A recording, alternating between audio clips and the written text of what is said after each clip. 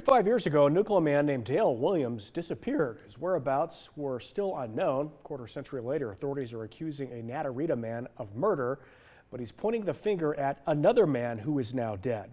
Our Timber Schumann takes a look at the investigation and what the arrest affidavit reveals.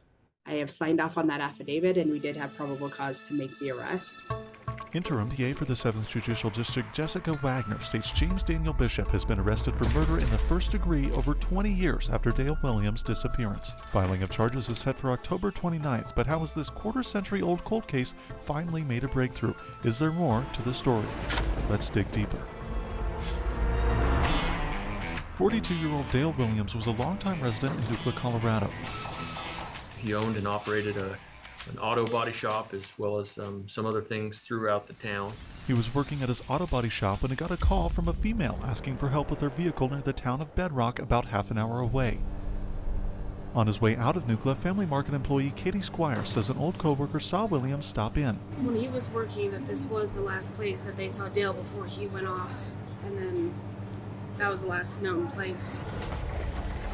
A family swimming at the confluence of the Dolores and San Miguel rivers discovered Dale's truck submerged underwater. A .22 caliber rifle laid in the bed of the truck.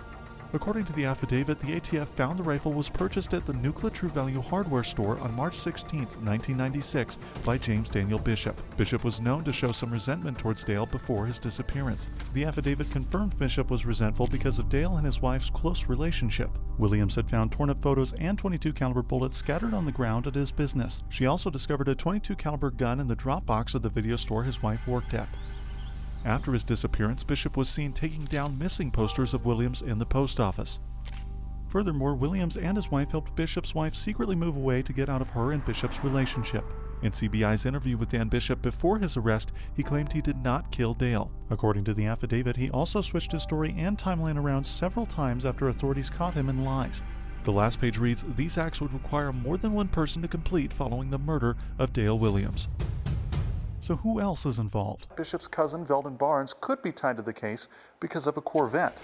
Dan Bishop and Veldon Barnes, who's now deceased, are known to have been outside of Dale's shop when he left May 27th. Bishop had given his prized Corvette to Veldon, a criminal arrested several times before, who then drove it back to Grand Junction, then to Colorado Springs, to sell it later on. So who pulled the trigger that fateful day? Some of the details may be washed away, but authorities believe Dan Bishop is guilty.